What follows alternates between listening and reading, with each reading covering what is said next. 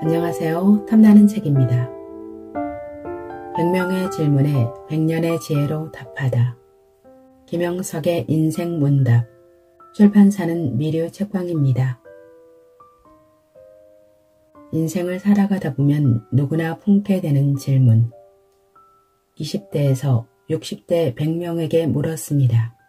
그중 공통된 질문 31가지에 대해 103세 철학자 김영석 교수가 답을 합니다. 한 세기를 살아온 철학자의 삶의 지혜, 한번 들어볼까요? 탐나는 책과의 데이트 시작하겠습니다.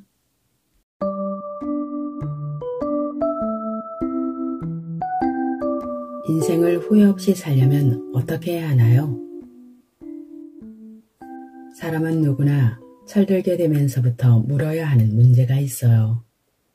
앞으로 내가 무엇을 위해서 어떻게 살아야 하는가, 그런 물음을 가져야 합니다. 인간이 동물과 다르다고 하는 것은 동물은 그걸 묻지 않아도 괜찮은데 인간은 그 문제를 스스로에게 물어볼 수 있는 동안은 성장하고 보람있게 살 수 있다는 것입니다. 나는 지금 나이가 많은 편이지만 새해가 되면 금년에는 어떤 일을 위해서 어떻게 살아가야겠는가, 그런 생각을 합니다. 그렇기 때문에 내 인생이 연장되는 것입니다. 학생 때는 어떤 학생이 될까? 직장에 가서는 또 어떤 직장 생활을 할까? 직장이 끝난 다음에는 어떤 사회인으로서 보람있는 삶을 살 수 있을까?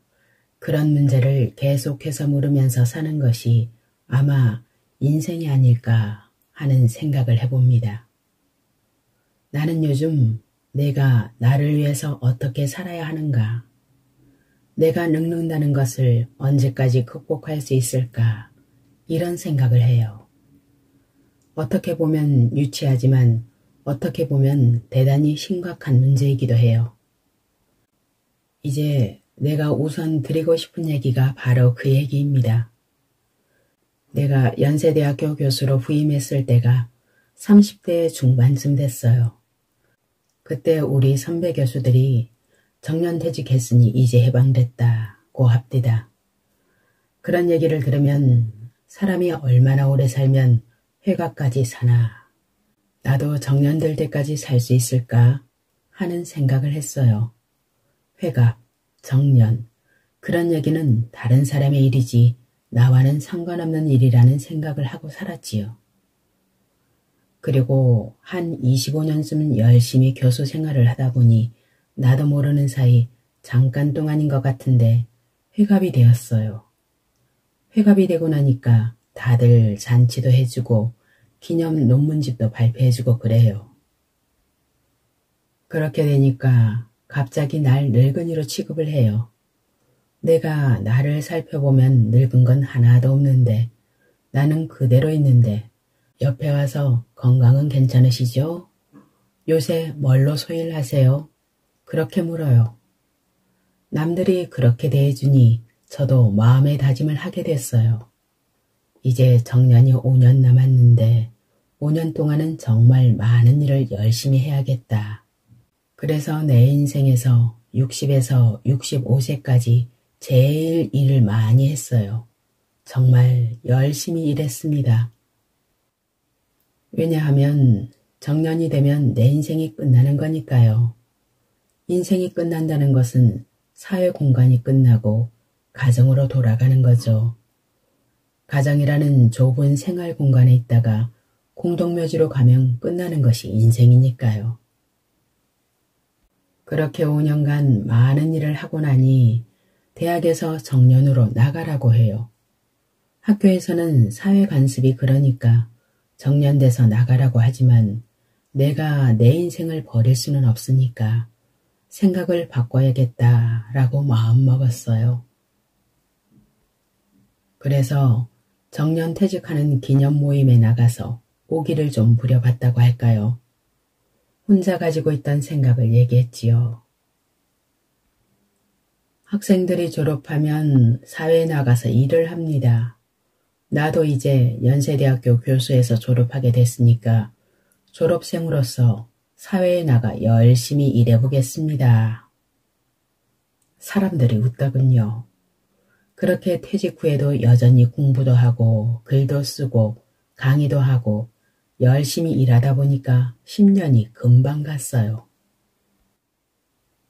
내게는 소중한 두 친구가 있는데 여러분이 나보다 더 잘나는 숭실대학교 안병욱 교수와 서울대학교 김태길 교수예요. 두 분과 50년 동안 같은 분야에서 같이 일하고 같이 살아왔으니까 얼마나 가까운 친구인지 몰라요. 우리 셋이서 이런저런 이야기를 하다가 인생을 80년 넘도록 살아보니까 어느 때가 가장 행복하고 보람 있었는가 하는 얘기가 나왔지요. 예를 들면 계란에는 노른자가 있어서 병아리도 나오고 계란구실을 하는데 우리 인생을 놓고 볼 때 계란의 노른자처럼 행복하고 보람있고 알찬 황금기가 있었을 텐데 그때가 몇 살쯤이었을까 그런 얘기가 나왔던 거예요. 우리는 그래도 60세가 돼야 내 인생을 내가 사는 때가 오니까 인생의 황금기는 60세부터로 봐야겠다는 생각을 했어요. 60세는 내가 나를 믿을 수 있는 나이, 다른 사람을 따라가거나 믿고 사는 게 아니고 내가 나를 믿을 수 있는 나이라고 봤어요. 적어도 사회적으로 봤을 때 어른이 될 자격을 갖추고 존경받을 만한 인격을 갖추려고 하면 그래도 60세는 돼야겠다는 생각을 했던 것이지요. 그런데 60세부터 시작해서 언제까지가 가장 행복하고 좋았는가, 황금기였다고 볼 수 있는가 쭉 반성하고 종합해보니까 60세에서 75세까지가 제일 좋았다는 결론에 이르렀어요.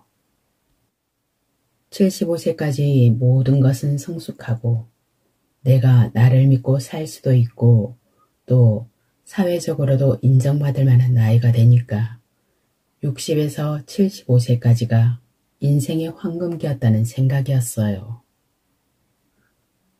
그러면 이제 75세까지 성장했으면 그 다음에 이걸 어떻게 유지해 가느냐 하는 것이 문제예요. 거기서 다시 내려오고 말면 내 인생의 끝이 올 테니까 얼마나 연장할 수 있는가가 중요해져요. 셋이서 결국은 우리 문제니까 얼마나 갈 수 있을까 생각해 봤는데 85, 86세까지는 물론 유지할 수 있을 거고 잘하면 90세까지는 가지 않을까. 그렇게 살아보자며 서로 격려하면서 헤어졌어요. 안병욱 선생은 93세에 가셨는데 92세에 텔레비전에 잠깐 나와서 나라 걱정을 많이 하고 그랬어요. 아무튼 내가 보니까 90세까지는 연장할 수 있겠다. 그런 생각을 하게 됩니다. 그렇게 보면 내가 처음 생각할 때는 인생을 2단계로 본 거예요. 어려서부터 성장해서 30세까지는 넓게 보면 교육을 받는 기간이고 30에서 65세까지는 직장에서 일하는 것이고 정년이 되면 내 인생이 끝난다고 생각했어요. 그런데 그게 아니고요. 30세까지는 교육을 받은 기간이었다고 봐도 좋고요. 65세까지는 직장에서 사회인으로서 일하는 기간이고요. 그렇다면 65세부터 90세까지는 어떻게 살았는가? 사회인으로 다시 태어나서 사회 속에서 내가 어떤 의미와 보람을 느끼면서 사는가? 그 기간이 추가된 거예요. 내가 살아보니까 인생은 2단계가 아니라 3단계로 살아야겠다는 생각입니다. 인생을 사과나무에 비유한다면 사과나무가 크게 잘 자라게 되면 제일 좋은 때는 언제일까요? 열매를 맺을 때가 가장 소중한 때예요. 그렇게 본다면 인생의 열매를 맺는 3단계가 가장 보람있고 의미 있는 시기라고 생각하는 것이 지혜로운 판단인 것 같아요. 나 자신이 살아보니까 90세까지는 늙는 게 아니에요. 90세까지는 누구나 똑같이 일할 수 있어요. 우리 철학과에 정석회 교수가 있었는데 그분이 92세인가 93세쯤 되었을 때예요. 내가 그분을 모시고 어딘가 가고 있었어요. 차 안에서 심심하니까 한참 가다가 나보고 이렇게 물어보셨어요. 가만히 있자. 김 교수가 지금 연세가 어떻게 됐더라? 76세입니다. 그랬더니 아무 말씀도 없이 한참 있다가 혼자 하신 말씀이 뭔지 아세요? 좋은 나이 올시다. 그 이야기에 뭐가 깔려있는고 하니 나도 76세 때쯤에는 정말 좋았는데 그 나이가 다 지나갔구나 하는 후회가 약간 섞여 있는 거예요. 그런 소리를 들으면서 이 다음에 내가 90세가 넘으면 그런 후회를 하지 않도록 인생을 3단계로 살아야겠다는 생각을 했었습니다. 행복한 노년이 되려면 무엇을 해야 하나요? 우리보다 일찍 고령화 문제를 맞닥뜨린 나라가 일본이에요. 일본 사람들이 50년쯤 전에 이런 문제를 꺼냈어요. 인생이 100년이라면 어떻게 살아야 지혜롭게 후회 없이 살 수 있을까? 일반적인 결론은 크게 세 가지예요. 첫째, 60세가 넘으면 무조건 공부해라 입니다. 내가 나를 정신적으로 키우고 성장해야 하니까 공부하라는 거예요. 60세 이후에는 지금까지 못했던 공부를 다시 시작하라는 뜻이 하나 들어가 있고요. 다른 하나는 60세 이후에는 독서를 많이 하라는 뜻이 또 있어요. 내 인생을 살찌우기 위해서, 남은 여생을 보람있게 살기 위해서 지식이나 생활 내용을 풍부하게 공부해야 해요. 한 가지 확실한 것은 선진사회라고 하면 어디를 가든지 독서를 생활한다는 거예요. 그건 대단히 중요한 문제입니다. 책을 읽는 사회와 읽지 않는 사회는 개인의 차이뿐만이 아니고 그 사회의 수준까지 결정을 지어요. 그래서 공부하고 독서하는 일은 내게 주어진 책임이라고 생각합니다. 두 번째는 절대로 놀지 말라는 거예요.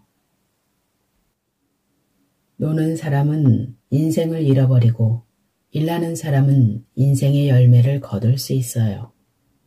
봉사활동을 해도 좋고 무슨 일이든 좋으니 일해야 합니다. 얼마 전에 인생 상담을 하는 할머니 교수를 만났지요. 그분과 얘기를 나누다가 자기네가 상담을 하면서 항상 권하는 게 뭔고 하니 시간에 여유가 있으면 봉사활동을 하라는 거예요. 봉사활동을 하는 사람은 행복하고 하지 않는 사람은 인생을 잃어버린다는 그런 얘기예요. 봉사활동을 해본 사람은 알아요. 남을 위해서 봉사하는 것 같지만 그 봉사활동을 통해 내가 더 보람을 느끼고 행복해지지요. 90세가 되기 전에는 나 늙었다 하는 생각을 절대로 가질 필요가 없어요. 90세쯤 돼서 나 늙었다고 생각하면 그건 인정합니다. 저도 그걸 느꼈으니까요. 세 번째는 60세가 넘어서 이제 내 인생을 행복하게 살겠다고 생각하는 사람들은 취미활동을 시작하라는 거예요. 노년이 되어 새로운 행복을 찾는 방법은 공부하고 일하고 취미생활을 시작하는 겁니다. 앞으로 주어지는 세월을 아무 준비도 없이 지내면 결국은 공허한 삶을 살 수밖에 없지요. 그러나 이 세 가지 중 하나라도 계속한 사람은 보람과 행복을 누리고 자녀들로부터 존경을, 이웃과 더불어 사는 즐거움을, 사회적으로는 고마움을 받으면서 살 수 있을 겁니다. 그런데 제가 살아보니까요. 90세쯤이 인생이 고비였어요. 두 친구도 먼저 가고 주변에 있는 사람들이 다 세상 떠나고 나 혼자 남은 것 같았지요. 그렇다고 해서 내가 내 남은 인생을 남과 같이 버릴 수는 없었으니까 나름대로 글을 쓰고 강연도 하고 또 일을 계속하고 그러니까 95세쯤이 되었어요. 이제는 내가 늙었다는 것을 숨길 수가 없어요. 왜냐하면 내 신체가 늙으니까 어떻게 할 수 없지요. 지금까지는 내 신체 건강이 내 정신을 이끌고 왔는데 90세가 넘으면서부터는 내 정신적 건강이 신체를 끌고 가는 그런 상황을 느끼고 있어요. 그런데 내가 경험했으니까 드리는 말씀인데 정신은 언제부터 늙는가 생각해보면 사람의 정신력은 좀처럼 늙는 게 아니라고 생각합니다. 물론 50대쯤 되면 기억력이 약화돼요. 그래서 깜빡깜빡 잊어버린다고 얘기하는데 그건 절대 걱정할 필요가 없어요. 왜냐하면 그 나이쯤 되면 기억력이 떨어지는 게 당연합니다. 기억력이 멎으니까 그 대신 사고력이 올라가는 거예요. 사고력은 기억력보다 소중합니다. 그래서 사람은 60세가 넘으면서 큰일을 하게 되는 거지요. 나이가 들어서 리더가 되는 것은 기억력은 멈춰지더라도 사고력, 창조력이 확장되기 때문에 가능한 거예요. 내가 경험했으니까 분명히 말씀드릴 수 있는데 노력하고 잘 준비하면 신체가 늙는다고 해서 정신력까지 늙는 것은 아니라는 것입니다. 나의 정신력은 내가 더 많이 키울 수 있다고 보는 거지요. 의사나 과학자들 가운데 인생을 길게 보는 사람들에 의하면 뇌의 기능은 좀처럼 늙지 않는다는 것입니다. 과학적 실험도 그걸 증명하고 있다고 하죠. 건강의 비결이 궁금합니다. 작년에 지방 강연이 있어 김포공항에 간 적이 있습니다. 예약자들에게 표를 나눠주는데 나만 빠진 거예요.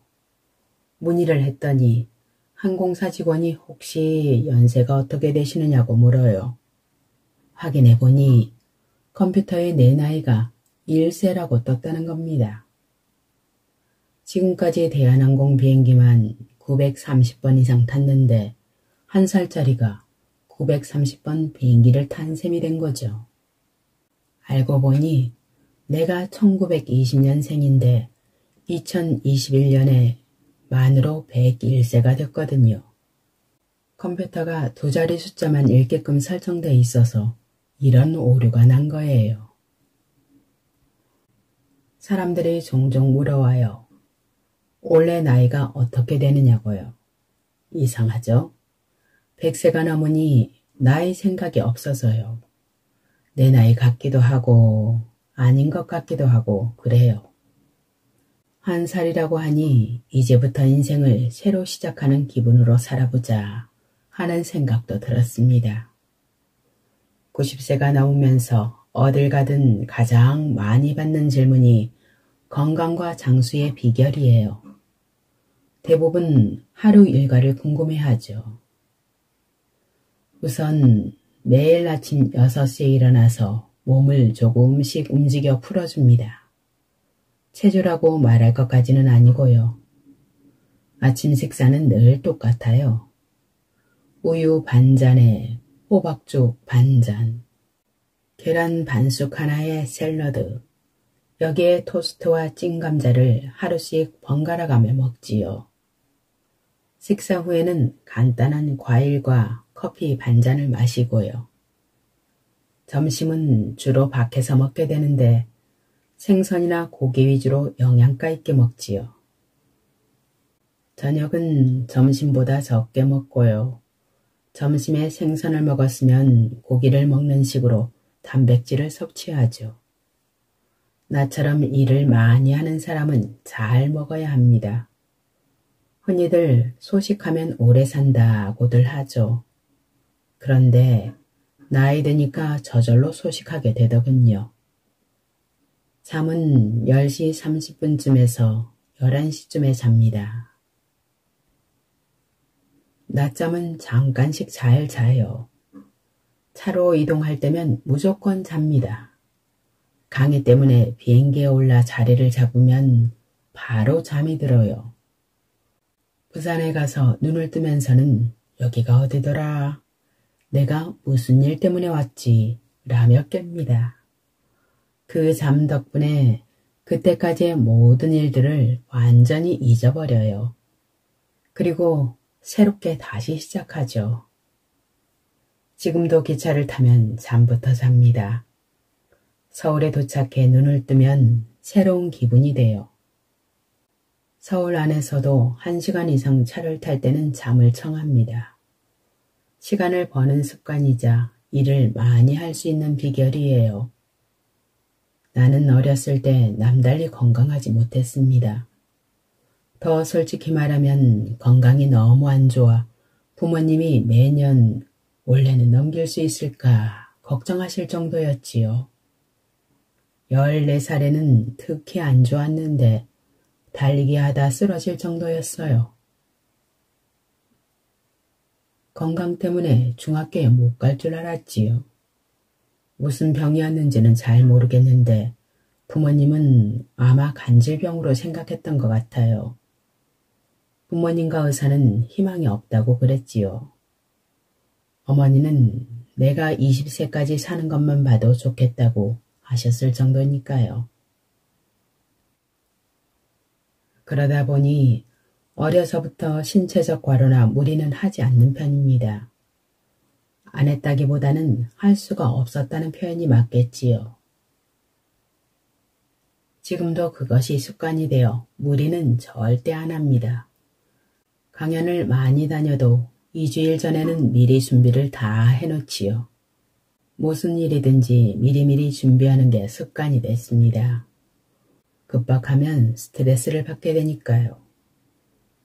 그리고 일을 할 때는 2~3시간 단위로 일의 주제를 바꿉니다. 그러면 지치지 않고 새 기분으로 다시 시작할 수 있어요. 비교적 많은 일을 할 수 있는 방법이기도 합니다. 미리미리 조금씩 이게 내가 스트레스를 받지 않고 일하는 비결입니다. 내일 모레 강연이 있다고 하면 충분히 잠도 잡니다. 나는 100을 할 수 있다 하더라도 90에서 멈춥니다. 늘 여유를 둔다고 할까요? 오래 사는 사람은 절대 무리를 안 해요. 신체적으로 건강한 사람이 오래 사는 게 아니고 무리하지 않는 사람이 오래 사는 것 같아요. 내 선배 교수의 경우를 이야기해 볼까요? 박종홍 서울대 교수는 존경받는 학자였어요. 오래전 일입니다만 그 교수와 같이 순회 강연을 다닌 적이 있습니다. 아마 대구에서 강연을 끝내고 부산으로 가는 기차 안이었을 거예요. 박 선생이 나에게 김 교수는 아직 젊으니까 하룻밤이나 이틀쯤은 계속해서 공부해도 지장이 없지요? 라고 물어요.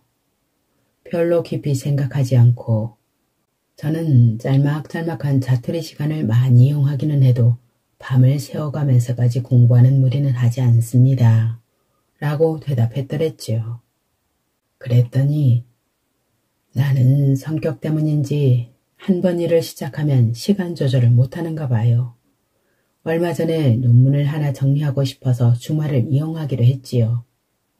토요일과 일요일을 그대로 계속하고 월요일에 조반도 제대로 못 먹었어요. 그러고는 가방을 챙겨 들고 대문을 나서다가 그만 졸도를 했어요. 방으로 펴들어오고 의사가 다녀가면서 야단을 떨었어요. 후유증도 있었고요. 이제는 나이가 드니까 몸이 말을 안 듣는 것 같아요. 그래서 밤샘 하는 공부는 안 하기로 했어요. 라면서 내 젊음을 부러워하더군요. 또 제가 아는 목사님은 103세까지 살았는데 그분 역시 절대 무리를 안 했어요. 100세까지는 정신이 깨끗했고요. 의사들 이야기를 들어보면 나이 들면 혈압과 당뇨가 가장 문제인 것 같아요. 이 병들은 주로 60세 이후에 찾아오는데 나이 들어 관리하려고 하니까 힘이 드는 거예요. 50대부터 관리하면 80대까지는 건강하게 가는 것 같더라고요.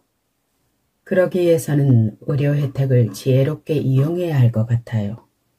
경험 많은 가정의학과 전문의의 도움을 수시로 받으면 좋겠지요. 내 경우는 며느리가 소아과 의사라 도움을 받고 있어요. 나는 혈압이나 당뇨는 없어요. 건강에 너무 많은 관심을 갖는 것도 좋지 않아요.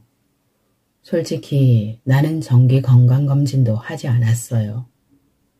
그런 것은 본받을 일은 아니지요. 그래도 다행히 건강에 큰 지장은 없어요. 아직까지는 지팡이를 짚지 않고 걷는답니다. 눈과 귀도 괜찮은 편이고요. 50세가 넘으면 운동을 하는 게 좋아요. 나도 50대 중반까지는 건강에 자신도 없었고 너무 바빠서 운동 같은 것은 생각도 못했습니다. 그러다가 겨우 정상적인 건강에 자신을 찾으면서 건강을 위해서 어떤 운동을 한 가지는 해야겠다고 생각했습니다. 무슨 운동을 할까 고민하다 자유로운 시간에 혼자서도 즐길 수 있는 수영을 선택했어요. 대학을 정년으로 떠난 후에는 거의 매일같이 짧은 시간이나마 수영을 했습니다. 외국에 여행을 떠날 때는 수영장이 있는 호텔을 예약했을 정도로 열심히 했습니다. 지방에서 강연 끝내고 서울로 올라오면 동료 교수들은 피곤하니까 다 집으로 가요. 나는 잠깐 수영 좀 하고 가겠다고 따로 갔어요. 다들 이해를 못해야 하죠. 피곤한데 왜 수영을 하냐고 말이죠.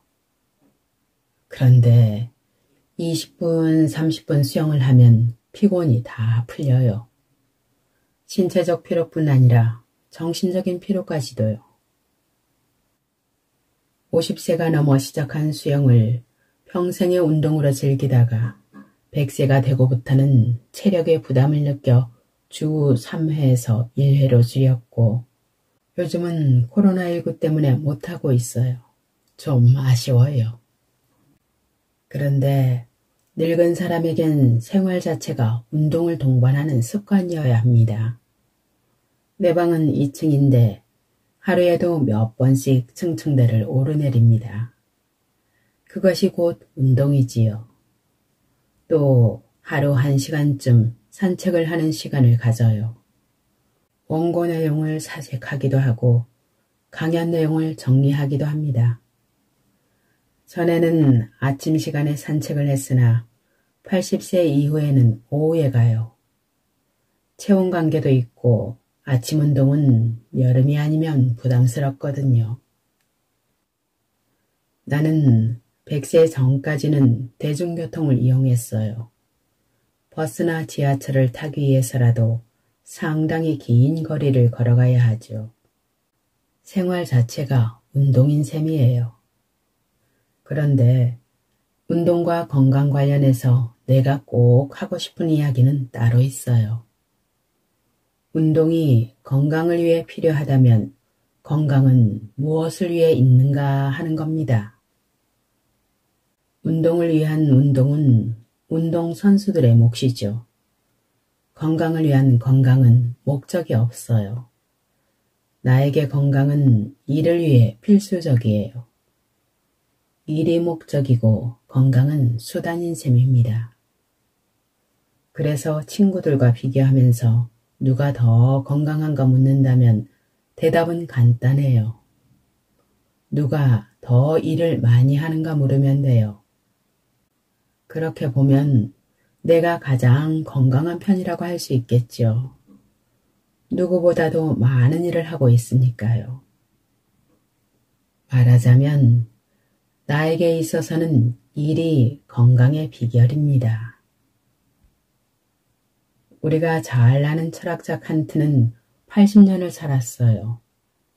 300년 전에 80세까지 살았다면 장수한 셈이죠.